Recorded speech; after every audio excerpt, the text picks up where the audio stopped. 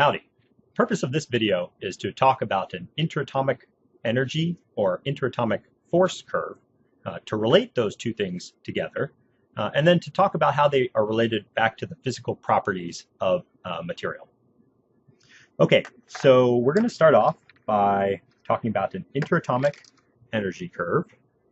And so what we're looking at is the potential energy, oftentimes denoted by V, as a function of the interatomic distance. We're going to use R because sometimes we assume that atoms or ions are radially symmetric. That might not always be the case, but we're going to use R to denote the distance between the two particles regardless. Okay, so let's start off way out here at an infinite distance. If I have two atoms that are very, very far apart from each other, essentially at some distance they're not going to really see each other anymore, and they're going to interact only very, very weakly. And so we can assume that that potential energy at that very large distance is essentially zero. Now what happens as these two atoms get closer and closer to each other? Now we're talking about materials here, so these are condensed phases. You know, if I'm talking about a chunk of iron or anything else that's solid for that matter, I know that the atoms have some cohesive energy between each other. They want to stick together to form this large solid material. The nature of that cohesive energy is going to depend on the kind of atom that we're talking about. So let's start off with a kind of simple case, and let's say these are charged particles. We have a cation over here and an anion over here.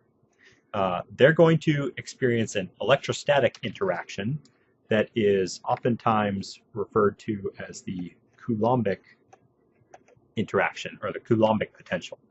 And so that usually takes the form 1 over 4 pi epsilon, where I'm looking at the product of the two charges on the particles divided by the interatomic distance between the two.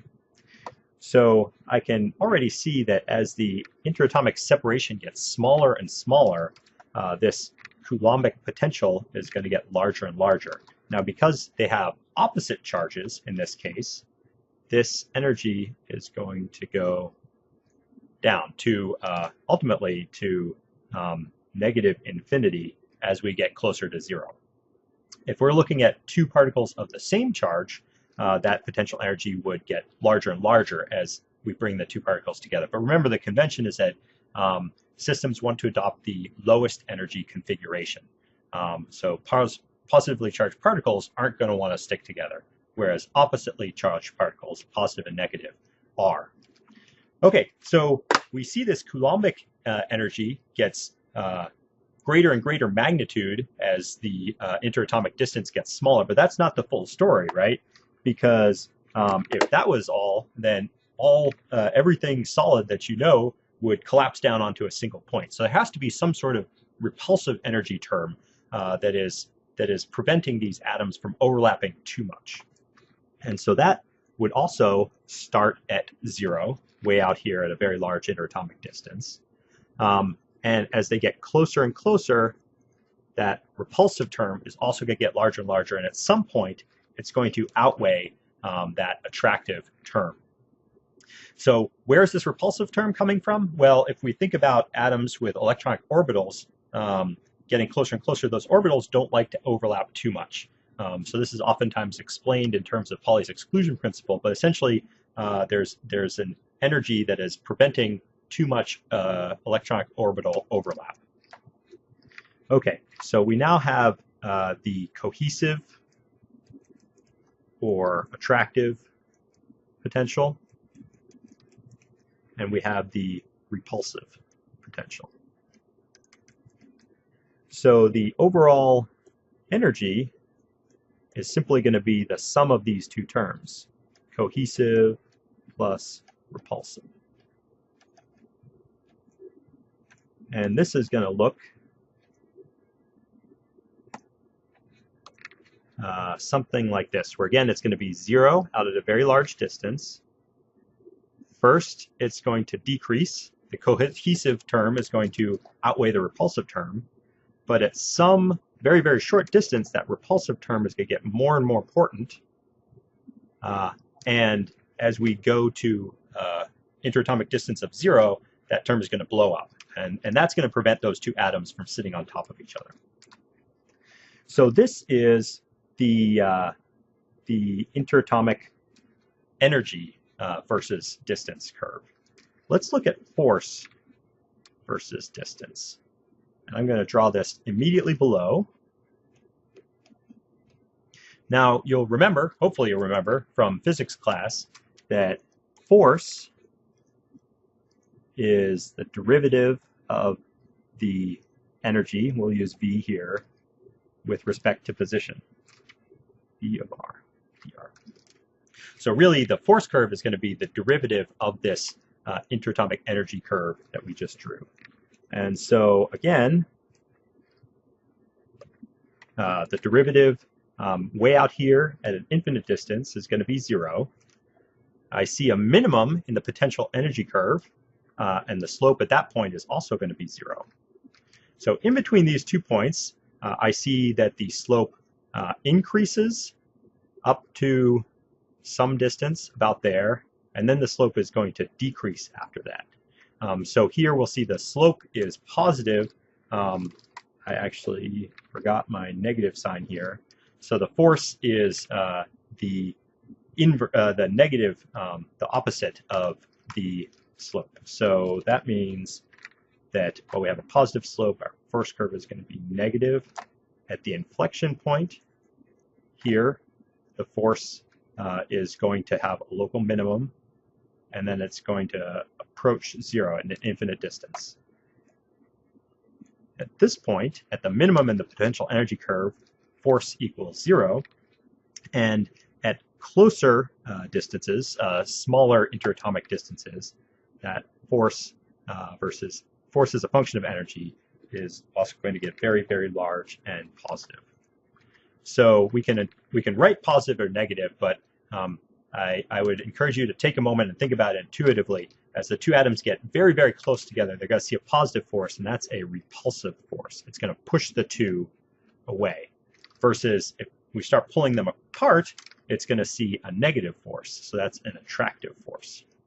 So it's decreasing the interatomic, it's acting to decrease the interatomic distance between the two particles. So it's pulling them back together. Okay, now something very important that we can see immediately here, let's switch to a different color, is this point here. So at this point, that is the minimum in the potential energy, the net force acting on those two particles is 0. So what we can say is that at 0 degrees Kelvin, so at a very low temperature state where there's no kinetic energy, the system is going to want to sit at equilibrium. At equilibrium is going to be the lowest energy position. So this distance here, we're going to call R0. And that has a special significance because this is the equilibrium interatomic distance at 0 Kelvin. So when there's no kinetic energy in the system, the two atoms are going to sit at an interatomic distance that will minimize the overall energy of the system. Another way to think about that is at that position, there's no net forces acting on the atom. So there's nothing pushing it one way or the other. If I went to a slightly larger distance, there's an attractive force that's pulling it back in. If I went to a slightly shorter distance, there's a repulsive force that's pushing the two apart. So this is very important. This is the equilibrium separation at 0 Kelvin. Okay. So what else can we determine from these interatomic force and energy curves? I talked about the equilibrium distance. What is the significance of the depth of this potential energy well?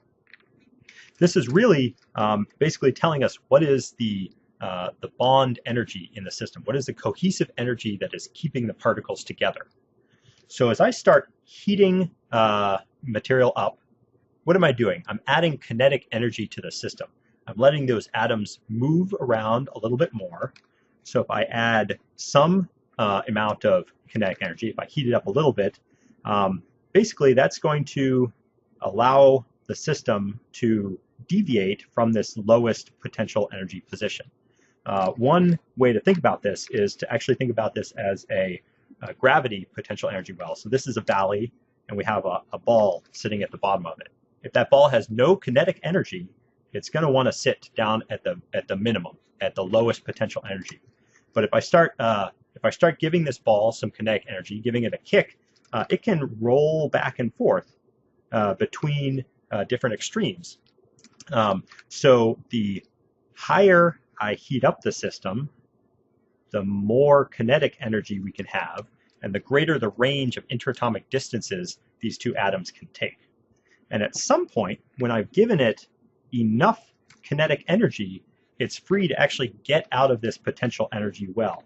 So I've given it enough energy that atom, it can experience random vibrations to the point where it happens to vibrate so much that it's now at a very large distance and it doesn't really see the other atom very much. And this is exactly what is happening when we melt a solid. So we give it enough kinetic energy to overcome that cohesive energy term that is bonding all the atoms together.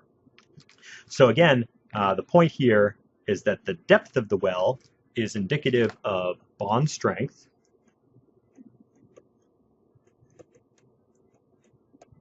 or bond energy. I prefer using the term bond energy.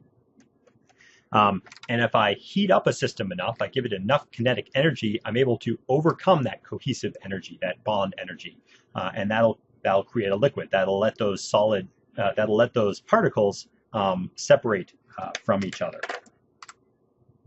Okay, what else? There's one other point I want to show, and that is, what is the significance of the force curve near the equilibrium position? So remember, in a force versus distance diagram, the equilibrium position is given by 0. Now, if I look, and I look in really closely, this is approximately linear.